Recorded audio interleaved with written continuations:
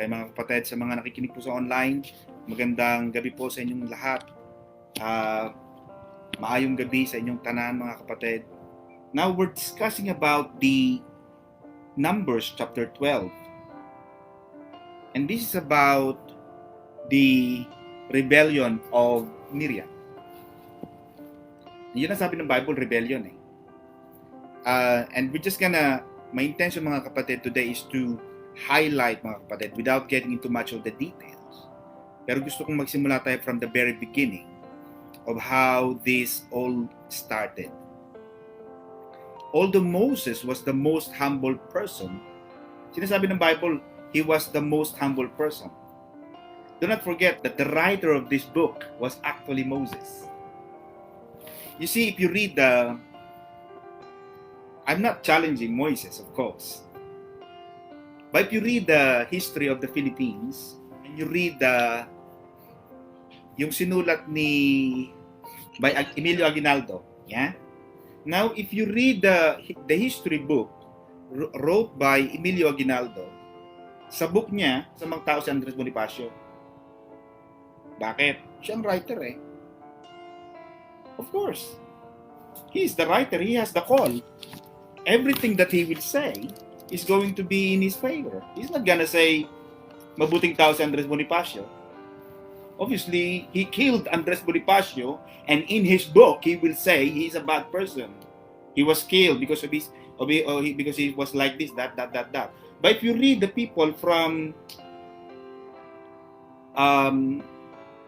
mga taga-Boni, mga taga-Bonifacio, meron silang sariling libro. Ang nagsulat, Kadugo, Kabalat ni Andres Bonifacio. Sasabihin nila, ang mamamatay tao talaga dyan, si Emilio Aguinaldo. Kasi nagkaroon ng inggitan. Bakit? Ibang writer eh. Di ba? Nakuha niyo mga kapatid. I'm just giving you a glimpse that not everything, this is the Bible, of course, we respect it. But sometimes we have to, even in our daily lives now, at ito, i-apply natin to in a proper context. I-apply natin. Pag may nagsasalita sa'yo, for example, ito sabi ng ganito, sabi ng ganito. Ang laging sasabihin sa'yo ng tao, mabuti sa kanya. Not many people will spill the beans na ako masama akong tao. Alam mo, kaya kami nag-away kasi ako ganito ako. Alam mo, bungangera talaga ako. Kaya lagi akong inaaway ng asawa ko. Hindi. Pag tinanong mo yung taong isa, ba't ka nag-away? Kasi naman yung asawa ko napakaano eh. Dumating ng madaling araw. Kasi naman siya naman ganun eh. Wala kang makikitang tao na nagsasabi at tumatanggap ng pagkakamali. Wala. Ito siguro ko konti. Nasasabihin niya, alam mo kaya ako inaaway ng asawa ko kasi ganito ako eh, ganyan ako eh. You have to see who is the writer and who is the speaker. But the Bible is telling us in the contemporary English version, he was writing out the Pentateuch. If you see the theology mga kapatid, the Pentateuch was written by Moses, dictated by God. He was not, when Moses wrote Genesis chapter 1, in the beginning was the Word, Moses was not there. Was he? He was not. He was not a stenographer na habang ginagawa ng Panginoon ng araw, God made the sun. He was not doing that. Everything that was written in the first 5 books, Exodus, Numbers, Deuteronomy, Leviticus, these are the Pentateuch. Kaya sinabing Penta, 5. Penta, Pentateuch, 5 books. The first 5 books were written by no other than Moses. But Moses was not actually there. When God created the world, the universe, Moses was not there. He was trying to, the Bible is clear that everything was dictated to Moses. And it was translated from generation to generation. What I'm saying mga kapatid is, pasalin-salin. And mababasa niyo yan mga kapatid. When God said I think in Isaiah, God said to Moses, I'm going to show you my back. God doesn't really literally mean He's gonna show His back or behind. God would show Moses how everything started from the beginning. That's what it's all about. Ipapakita ng Diyos, mga kapatid, sa atin how everything started. And if you will see, mga kapatid, Sister Elaine, you will see in the beginning, Genesis chapter 1, everything was in darkness. Everything was in total darkness and chaos. Lahat ng bagay ay nagsimula ang Panginoon sa kadiliman. But anyway, I'm not going to touch that for now. But I just wanted to inform you the background of this particular book of Numbers was not actually, this was maybe this was the actual event. But did you think, habang nag-aaway sila ni Miriam, nagsusulat si Moses, inaway ako ni Miriam. Hindi naman ganun eh. In fact, some of the epistles are copycat of kaya mapapansin mo, minsan may copycat mga the first, the gospel, Matthew, Mark, Luke, and John. Minsan magkakapareho sila ng mga sulat. And there were Bible scholars and theologians that believe na medyo si Luke nagtatanong na, anong nangyari doon? Hindi naman siya kasama eh. Pero nagsusulat siya. So, kaya yun ang sinasabi ko, mga kapatid. And of course, we're dealing about the scripture. But pertaining to morality, pertaining to sins and salvation, faith, love, ang pinaka-prime reference natin, mga kapatid. Of course, may mga sina St. Paul, nagsulat din yan eh. Di ba? 1 Corinthians. And love is this. Love never records anything wrong. Love is forgiving.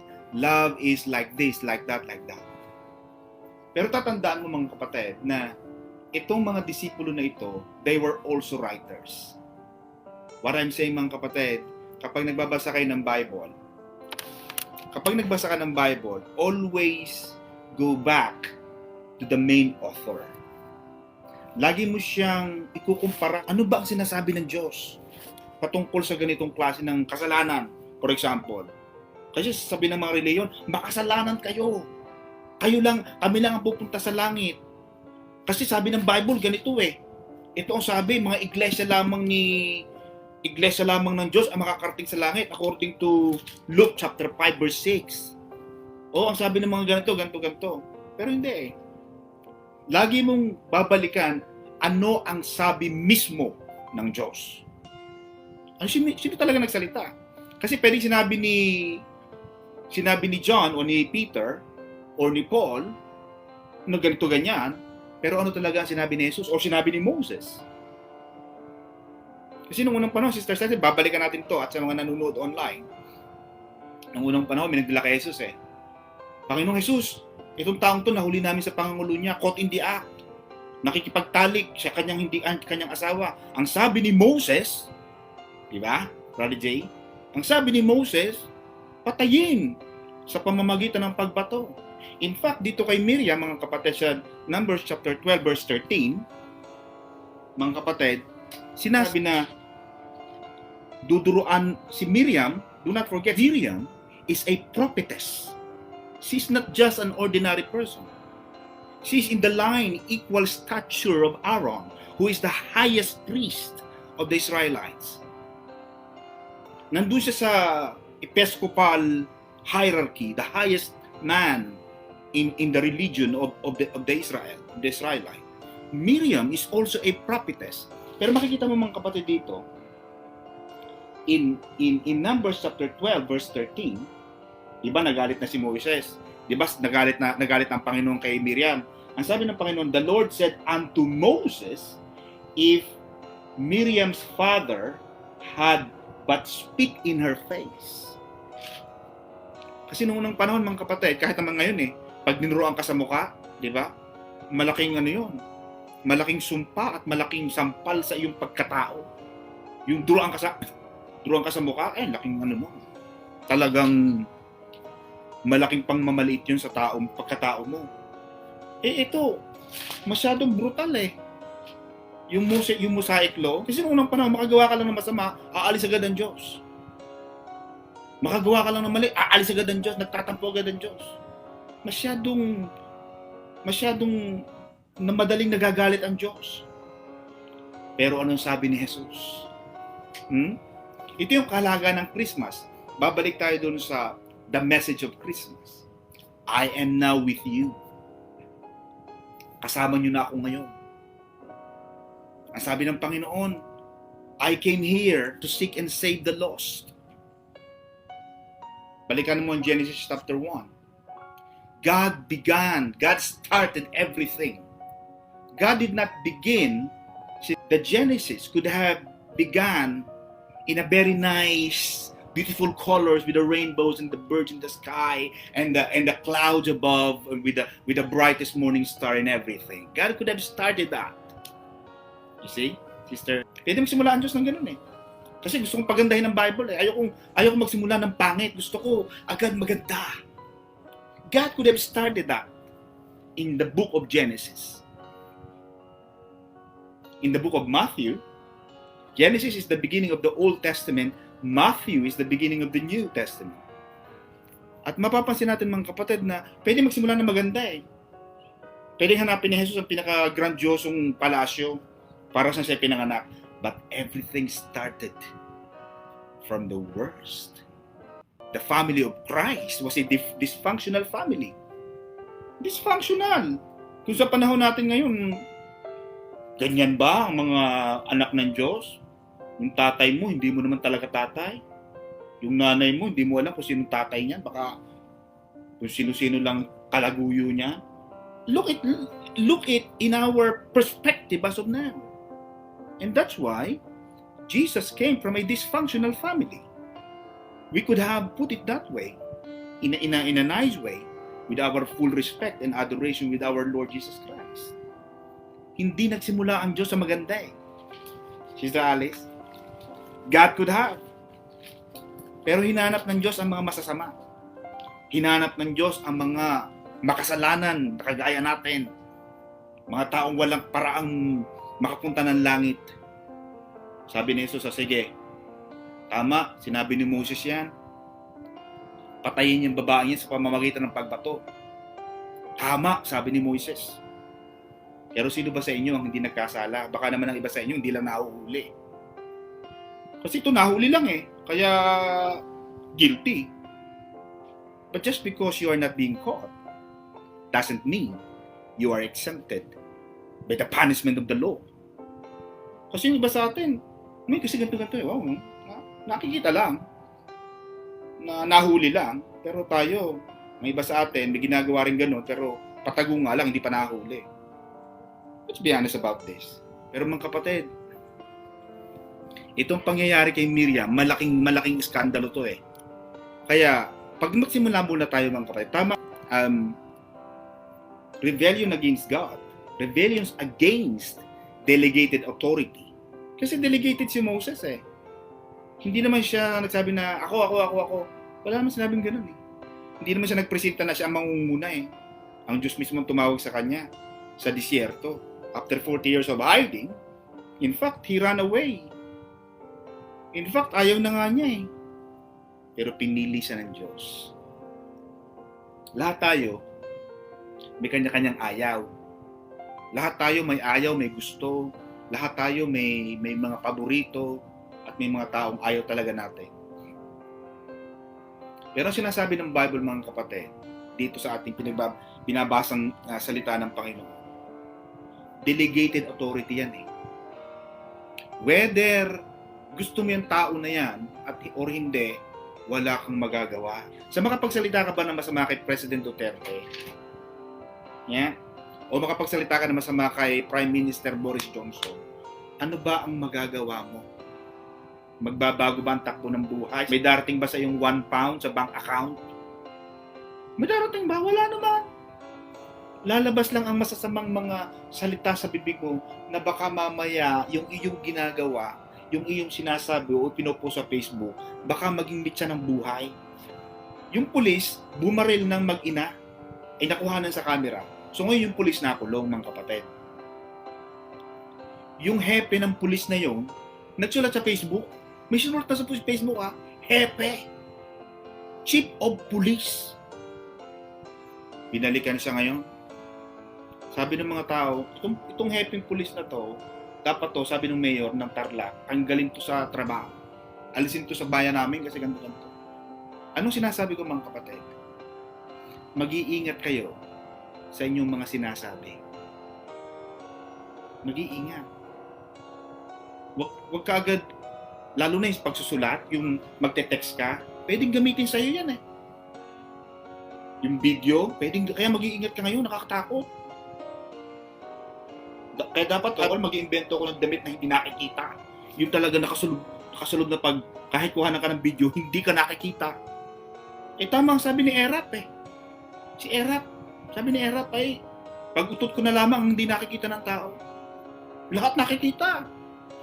Mag-iingat lalo na sa pagrereklamo at pagsasalita ng mga hindi magaganda. Hindi lamang sa mga leader. Pero sa bagay, malaking bagay yan, yung mga leader. Kita mo, diba? Yung teacher na sabi niya, kung sino makakapatay kay Presidente Duterte, magbabayad ako ng 50 million. 50 million ba o 5 million? Hindi pinalampas yun ng gobyerno. Kala mo palalampasin yun? Hindi. Isa lang siya doon sa 110 million. Isa lamang siya sa 111 o 100 million Pilipinos, pero hinanap siya. Hindi siya nakatakas. Kung tutuusin, buron mo, hinanap siya ng intelligence, ng CIS, ng CIA. O, pinahanap siya. Hindi basta-basta. Kaya mag-iingat. Sabi ko nga sa inyo, mga kapatid. Alam mo ang tao, nakikita ang bertud, nakikita ang... Alisin na natin yung education. Kasi ang education kasi subjective yan eh. Kahit nag-aaral ka ng kolehiyo, nagpakatapos ka ng master, yun nga, teacher pa nga eh. Pero alam mo yung lagi sinasabi ko sa akin, mga kapatid, yung breeding, mahalaga yung breeding sa tao. Yung kahit wala kang pinag-aralan, mahalaga yung may breeding. May class. Wala na nga tayong pinag-aralan, madaldal pa tayo, chismosa pa tayo. Wala na nga tayong pinag-aralan, hindi pa rin tayo marunong magdamit. Yung salita natin talagang very palengking-palengke. Maganda sa tao, yung may class. May class, yung hindi salita ng salita kahit hindi naman alam. Lalo lamang nabubulgar ang katangahan, ang kaingotan. Wala namang alam sa topic, sabat na sabat. Yung hindi ka naman tinatanong, magkasumagot. Pag tinanong ka, doon ka sumagot. Kaya tama sabi ng Bible, Sister Christy eh. Ang isang mangmang, malalaman mong, mapapagkamalan mong marunong, sabi ng Bible ito ha, yung isang mangmang, yung isang walang pinag-aralan, mapapagkamalan mong marunong sa pamamagitan ng kanyang katahimikan. Yung tao tahimik, pero yung tao kahit may maraming alam, pero daldalan, parang nakakainis. Mga kapatid, kaya itong sinasabi natin mga kapatid, the rebellion against delegated authority, kasi dinelegate niya ng Panginoon eh. Nilagay na ng Diyos yan dyan. Kung di naman nilalagay ng Diyos, bakit naman niya papayagan makaupo yan dyan? Di sana iba na lang. Huwag mo nang labanan. Sumunod na lang tayo. Tapos ngangak ka lang, tahol ka ng tahol against sa mga delegated authorities ng Panginoon. Walang mangyayari sa atin. Ano sabi ng Panginoon? Ang mga taong lumalaban sa hari noong unang panahon, pinapapatay ka agad. Pag lumalaban ka sa hari, pinapapatay agad eh. Kaya doon, pag binasa natin ang Book of Daniel, itong mga buhay ni Shadrach, Meshach at Abednego, yung mga lumalaban sa hari, pinapapatay ka agad, pinapakain sa hayop, inihuhulog sa kumukunong asupre, o kaya pinapakain sa leon. Ganun na nangyari noon pa lang. Bakit ka naman lalaban sa hari? Huwag ka na lumaban. Sumunod na lang. Lalo naman, para din naman sa kabutihan mo eh. Di ba mga kapatid? Now, going back to the issue mga kapatid. Itong buhay ni Miriam na ito, complaining displeases God. Ayaw ng Diyos ng reklamador. Napag-aralan na natin last week. Yung mga reklamador, at saka pag nagre-reklamo kayo, yung reklamo kasi may dalawang bagay, sabi ko nga eh. Pwede kang magreklamo in a nice way. Sabihin mo in a nice way. Alam mo, kahit may mga taong nakakainis, pero pag nagsalita ng malumanay, ay, ang sarap pakinggan, ang sarap bigay. Ano bang kailangan mo? Pero yung reklamador ka na nga, tapos pasigaw ka pa. Kala mo kung sino ka. Ako, kahit meron, hindi mo ibibigay. Dahil naiinis ka. Kaya pag kayo ay may mga problema, lalo na pag humingi kayo ng pabor, ay naku, dapat mag-among tupa ka talaga. Pag humingi ka ng pabor, ay naku, totoo yan. Mga kapatid, huwag kayong pupunta sa pupuntahan nyo na parang bose kayo. No. Dapat alam mo yung protocol. Kaya lagi ko sinasabi sa inyo, pag may hingi kayong pabor, wag naman sa, hindi to sa, I'm not talking about myself, ha. Sa ibang tao, hingi kayo ng pabor sa mayor, o gobernador, o kapitan, o doktor, o abogado, lalo na yung mga nasa matataas na may mga pinag-aralan. Ako para sa akin lang naman akong pupunta nung wala akong dala. Humingi ka ng pabor eh. O magrereklamo ka, o wag naman yung papagalit. Maliban na lang kung talagang ibang bagay, pero itong nangyari kay Miriam na ito, mga kapatid, yung complaint ay it displeases God. Ayaw ng Diyos ng reklamador. Ano sabi rito? Moses had no right to marry that woman. Kung ako naman, ang defense attorney ni Moses, at sino ka? Para gumawa ng sarili mong batas na hindi pwedeng pakasalan ni Moses ang Ethiopia na ito. Di sa itim. Kasi may mga Americans na itim. Black Americans. Just because an American is called an American doesn't mean he or she is white. Diba? Pero itong si Miriam na ito, mga kapatid, she had no right to make her own law and to restrict Moses to marry anybody he likes. Sabagay, maraming taong ganyan eh. Anak, hindi mo pwedeng asawahin yan. Sino yan? Ako, napakahirap na mga yan. Wag! Mayaman tayo, lupa sila. Langit tayo, sila'y mga hampas lupa. Yung mga taong ganun eh. Sino yan? Ay, kilala ko ang mga magulang niyan. Mga walang sinabi sa buhay. Eh anak, maghanap-hanap ka naman ng kapantay natin. Yung medyo may sinabi. Racist. May discrimination. Oh, di ba mga kapatid? Now, going back to that, alam natin mga kapatid that references Genesis chapter 10 verse 6 to 8, 1 Chronicles 1 to 8, chapter 1 verse 8 to 10, Isaiah verse 11 to 11. Yung si Sipporah is an Ethiopian, pero ipinanganak siya in the land of Midian in Arabia. Sa bansa ng Arabia, at doon sa bansa ng Arabia, ay may lupain ang pangalan ay Cush. C-U-S-H. Cush. As well as Ethiopia. Itong si Midian, mga kapatid, was a son of Abraham from his second wife. Alam natin, Abraham had another wife. Pag binasa natin, mga kapatid, ang Genesis 25, verse 1 to 4, he had another wife than Zara. Nag-asawa po ulit siya na marami.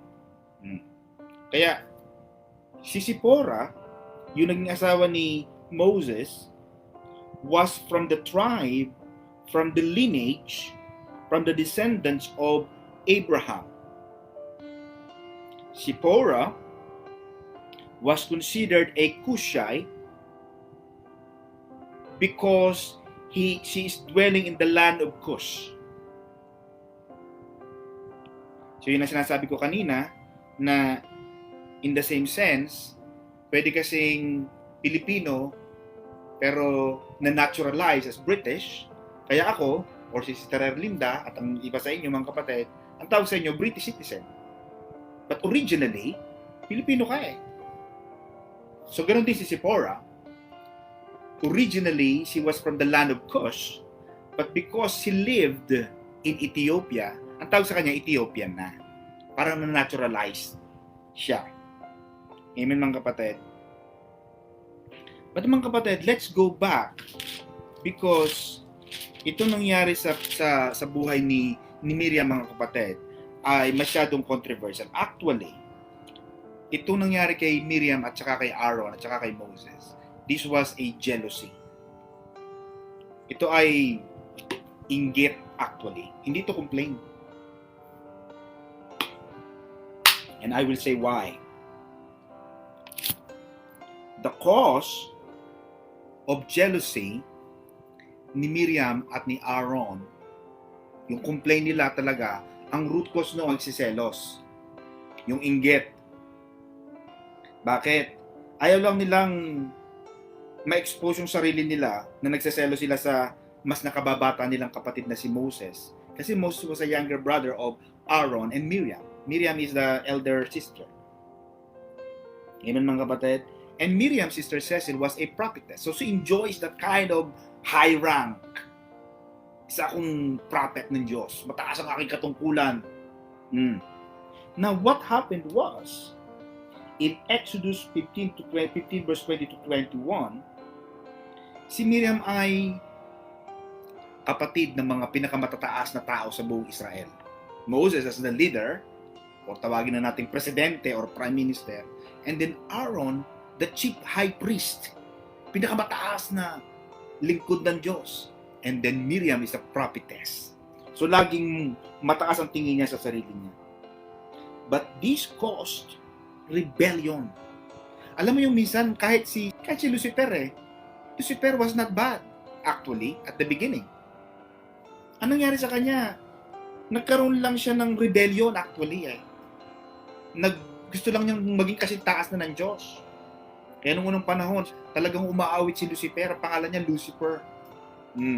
Kaya ngayon, parang naging pangalan talaga ng mga diablo, mga taning. Pero actually, ang pangalan ni Satanas was Lucifer, the head of the worshippers. Ganun din nangyari kay Miriam. She caused rebellion because she thought, akala ni Miriam, ipinagpalit ni Moses si Miriam, naiinggit siya because Jethro, his father-in-law, the father-in-law of Moses, Jethro, na nagdala kay Moises ng kanyang asawa from Midian to Sinai, kasi nagkahiwa-hiwalay na sila eh. So, nangyari mga kapatid was, itong si Jethro, na father-in-law ni Moses, inihabol ni Jethro yung asawa ni Moses at ang mga anak ni Moses kay Moses from Midian to the Mount Sinai.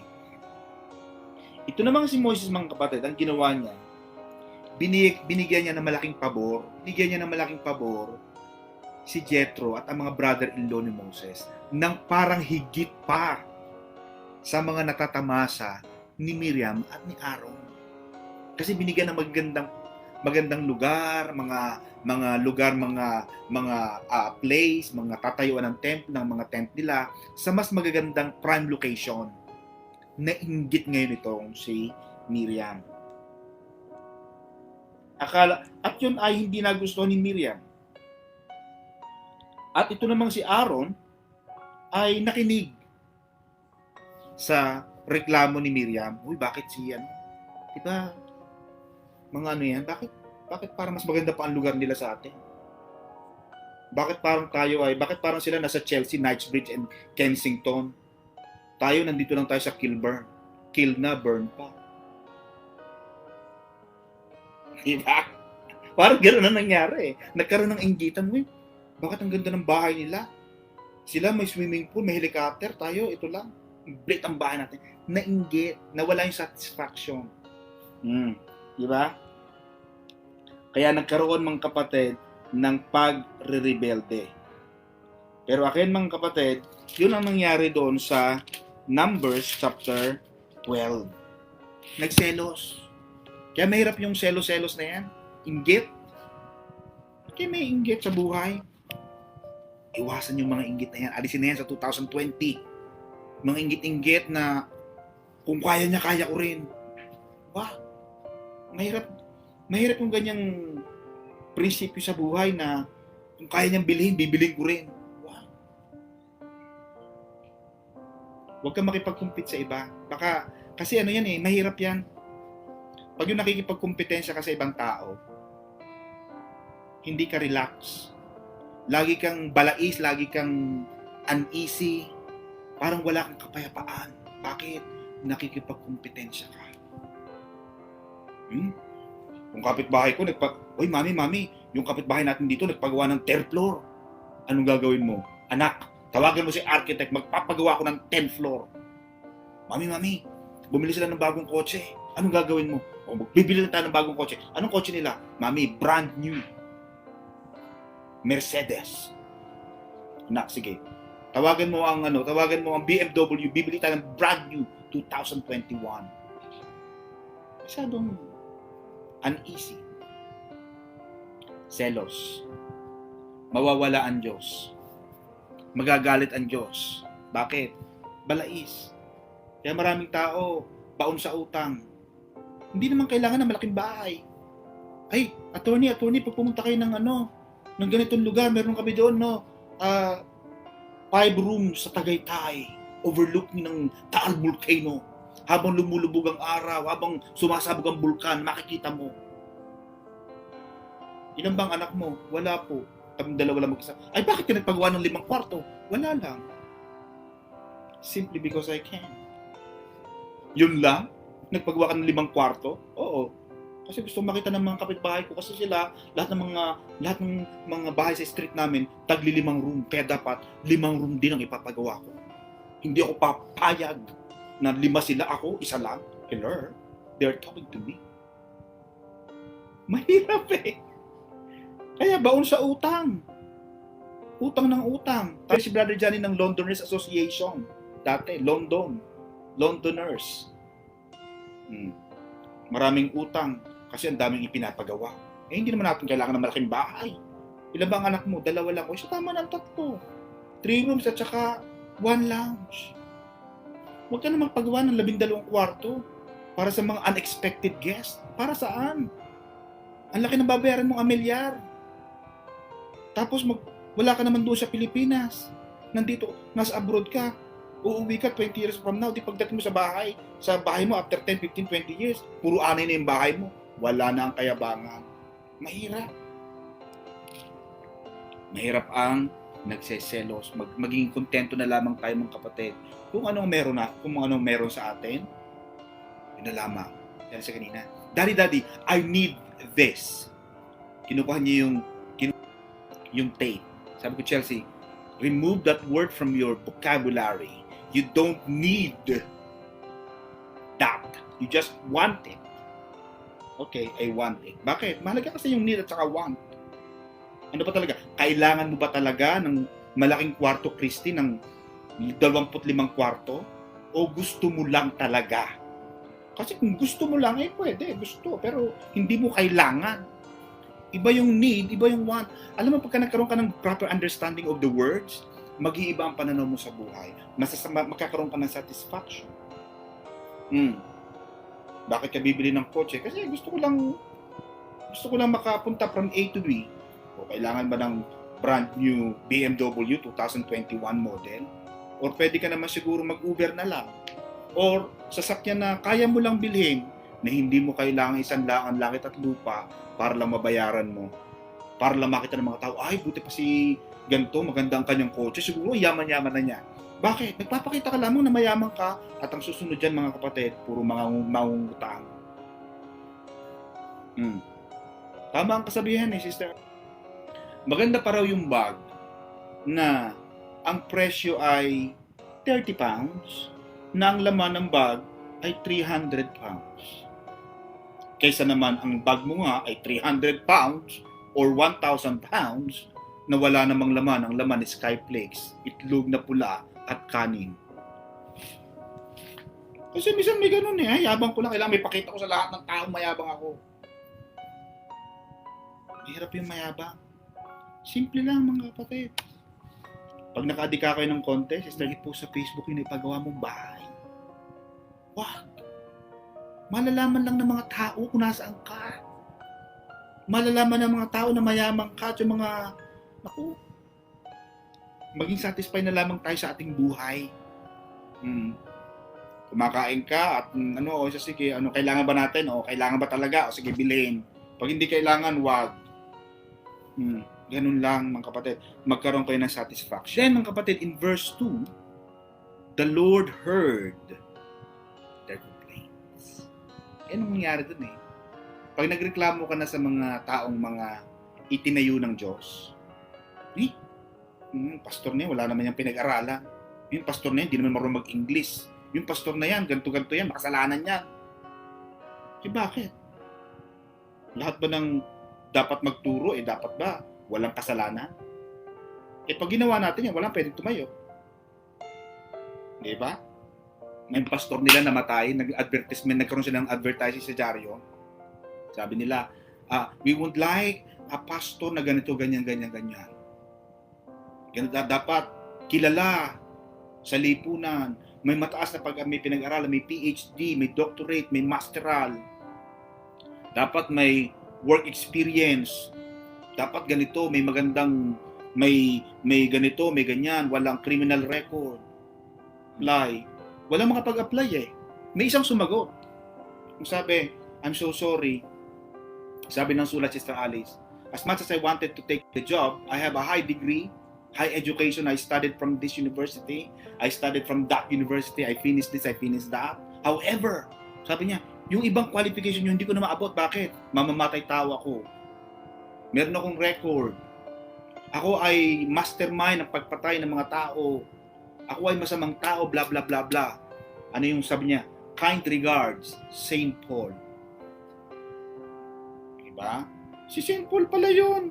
Alam naman natin na si San Pablo ay talagang mamamatay tao nung una. Pero binago siya ng Diyos. Kaya minsan, huwag din tayo manghuhusga sa mga taong nagbabago pa. Baka mamaya, yes, ngayon nakikita mo ganyan, pero hindi mo alam ang plano ng Diyos. Hindi naman araw-araw ganyan siya. Baka dati. Pero, pag nakakilala sa Diyos siya, baka tama ang kasabihan, Sister Linda, na maraming nauuna ang mahuhuli. At maraming nahuhuli, pero mahuhula. Sabihin, mag-o-overtake yan. Kasi mas malakas ang pananampalataya. Yung nagbubu ng pabango sa paa ni Jesus. Ang sabi ni Judas, dapat sana ibinenta na lang natin yung pabango na yan para at least katumbas niyan, 1 taong sweldo. Noong unang panahon, napakalaking bagay. Ano sabi ni Jesus? Hayaan mo siya. Sabi ni Jesus, Sister Christy, araw-araw sa lahat ng buhay niyo, sa lahat ng taon ng buhay niyo, lagi niyong kasama ang mahihirap. Pero ako, hindi niyo ko lagi kasama. At ang ginawa ng babaeng ito, sabi ni Jesus, lagi yang ilalagay, magiging akda, magiging laman palagi ng mga salit-saling lahi, ng mga susulatin ng mga aklat, ang ginawa ng babaeng ito. Bakit? Ano sabi ni Jesus? Sapagkat ang kanyang kasalanan ay sobra at higit, sobra din ang ibinigay niya sa akin. Alam mo yung pag naramdaman mo yung forgiveness ng Panginoon, yung awa ng Diyos, yung mga tao kasing nakakaunawa at alam niya ang pagkakasala niya, pero tinanggap pa rin siya ng Diyos, minahal pa rin siya ng Diyos, sobrang pagbibigay niyan sa Diyos. Pero yung mga taong hindi naman masyadong kailangan ng Diyos, konti lang, kasi hindi nila feel eh. Pero yung pinalaya, ay, yung binigyan ng Panginoon ng awa, naririnig ng Diyos yan si mga complaints. At ang Diyos, mga kapatid, ang sabi rito, malis ang Diyos, di ba? Malis ang Diyos. The Lord became angry and left. Nagagalit ang Diyos. Pag sinisiraan natin yung mga tao, yung maninira tayo, kaya ayaw ng Diyos ng maninira. Lalo na kung ang sinasabi mo ay baka balita, kasi minsan may mga nagbabalita sa'yo na ganito-ganito. Siyempre si A babalita kay B, si B babalita kay C, si C babalita kay D, si D ibabalita niya kay E, lahat na ng mga tao, lahat na si E ang nagsabi. Na hindi naman niya kilala talaga yung talagang pinag-uusapan. Ay, hindi narinig ko, ano daw yan eh. Masamang tao raw yan eh. Kaya maraming taong galit sa atin kahit hindi tayo kilala. Kasi marami narinig. Pero ayaw ng Diyos nito. Wag niyong hayaang umalis ang Diyos sa atin, mga kapatid. Dahil lamang sa kagaspangan ng ating mga bibig. Kaya nga sabi ni St. James, sabi ni St. James, Sister Arlinda, Ang bibig daw, yung dila daw natin, ay isa sa pinakamaliit na bahagi ng ating katawan. The smallest part of our anatomy. But it is the most dangerous part of a human's body that can take someone's soul to hell. Yung ating dila, mga kapatid, iingatan mo yan. Lalo na ngayon, sa Pilipinas, may cyber cyber law. Mag-iingat. Balita ko si Baguio raw, kinukulong na yung mga chismosa eh. Totoo ba yun? May bagong ordinansa sa Baguio. Yung mga chismosa kinukulong, multa, 5,000. Doon lang tayo sa tama. Amen, mga kapatid. The Lord became angry, but there was an admission of guilt. Mismo si Moses, si Aaron na yung humingi ng tawad kay Moses. Sabi ni Aaron, Sir, pero mo nag-sir na. Sabihin, Sister Charmy, pag nagkamali ka, gagalang ka na, dapat sincere ang paghingi ng tawad. Hindi yung, ayan na, humingi na ako ng tawad dapat pati na tayo. So talaga, kala ko ba, pag humingi ng tawad, hindi ganon. Pag humingi ng tawad, mga kapatid, sincere dapat. Yung talagang tapat na talagang gustong makaayos kayo. Siya, pasensya ka na dahil siguro nung nasabi ko yun, siguro gutom lang ako o galit lang ako talaga. Pero hindi naman talaga yun ang mean ko. Pasensya ka na. Alam mo naman. Halika na, yayakapin na kita. O I love you with the love of the Lord. E di yung taong nakagalitan mo, di pagpapasensyahan ka na. Ganun lang. Dapat sincere din ang ating paghingi ng tawad. Hindi yung porque, sabi ng Lord, bago mo lumubog ang araw, dapat pati na tayo. Ang sabi sa TV, alas 6 lulubog ang araw. 5:30 na, hindi pa tayo nagkakabate. Ano ba talaga? Bumati ka, umayos ka na dyan. Magbati na tayo. Pag hindi ka umayos, ako, susumbong kita kay pastor. Huwag ganun, dapat Di ba, Sister Cynthia? Pag gusto makipagbati ni Brother Colin has to buy chocolates. Amen? Or flowers. O, di ba? Mommy, this is the chocolate. Para saan ito? Peace offering ko. Nagluto na ako. Dapat ganyan. Oo. Dapat sincere ang paghingi ng tawad, hindi yung agad siya na nga ang di dumating ng gabi, siya pa ang galit. Ba't walang pagkain dito? Wala talagang, sa bahay na ito, wala talagang,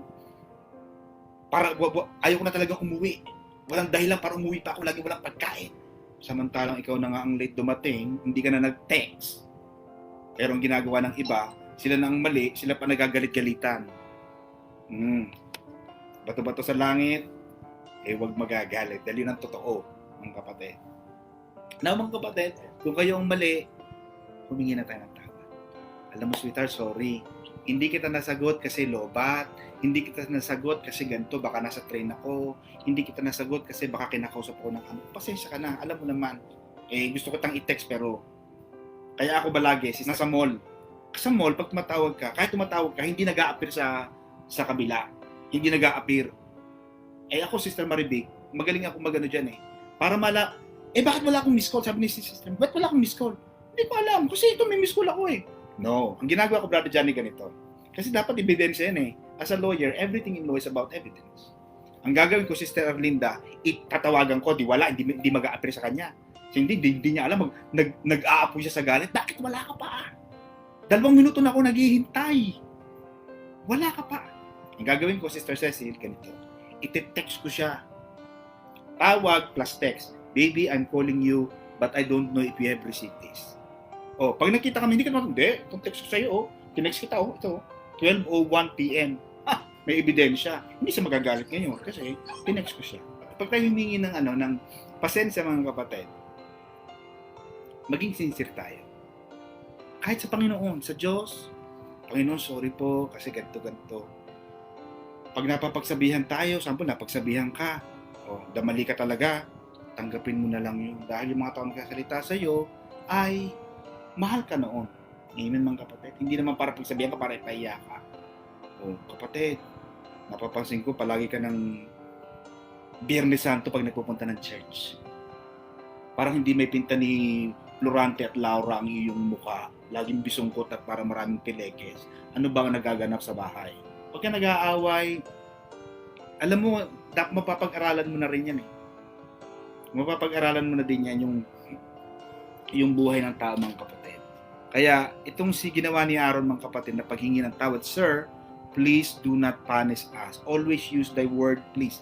I noticed this with, alam mo sa United Kingdom, hindi ko alam sa nanonood worldwide, mga kapatid, sa United Kingdom, alam mo na sa Guinness World Book of Records, Sister Christy, ang British, Sister Christy, ang British ang isa sa ang nationality na may pinakamaraming beses gumamit ng word na please and thank you. Kahit sa text, please and thank you. Dadalawang salita, Sister Alice, pero ang daming nagagawang kagandahan. Yung taong marunong mag-please and thank you, ay, pag yan, sino nag-text na to? Wala man lang kamodo-modo, wala man lang text, wala man lang please, wala man lang thank you. Hindi ako sumasagot kasi walang please and thank you. Sabagay ako, wag niyo na akong asahan mag-please and thank you dahil exempted ako. Pero sa mga kliyente ko, hindi ako masyado nagpi-please. Kasi mga kliyente ko na yan eh. Kasi, di ba? Pag lawyer nagsasalita, dapat abrupt, dapat command. Pero pag ang kausap mo naman ay kapatid, o kausap mo ay mga taong mga tinitingala mo at gusto mo talaga maging kaibigan, please and thank you. Sa pagsusulat, sa pag-i-email, o kapatid, pwede bang makiusap? Alam mo, maganda yun eh. Magandang tao yung marunong kang makiusap. Marunong humingi ng pabor. O kapatid, pwede bang ganto-ganto? O sige kapatid, nagpadala ko ng pizza dyan. Number mo dyan, ito paparating na. On the way, nakikita ko sa Uber. Malapit na 2 minutes na dyan lang ang pizza sa door nyo. Pakikuha na lang. Bakit ba? Ano ba ito? Naku kapatid, may kailangan ako sa iyo. Pwede ba akong ganito? Kasi ganito. So sige. Nakikiusap. Mga kapatid, mahaba pa ito pero because of the time, ayoko nang pakahabaan. Pero mga kapatid, at least nalaman natin sa ating pag-aaral ngayon very quickly yung pagrereklamo, paglaban, pagsasalita ng mga masasakit sa ating mga leaders, mga pastor, mga matataas na mga pinuno. Huwag na kang gagawa niya. Hayaan mo na. Kasi kung ayaw ng Diyos, aalisin naman siya dyan eh. But the fact na nandiyan pa siya dyan, ang tungkulin natin mga mamamayan sa UK, sa ibang bansa at sa Pilipinas, sumunod sa ordinansa, sa batas. Amen mga kapatid. Marami pong salamat sa mga nasa online. God bless you po.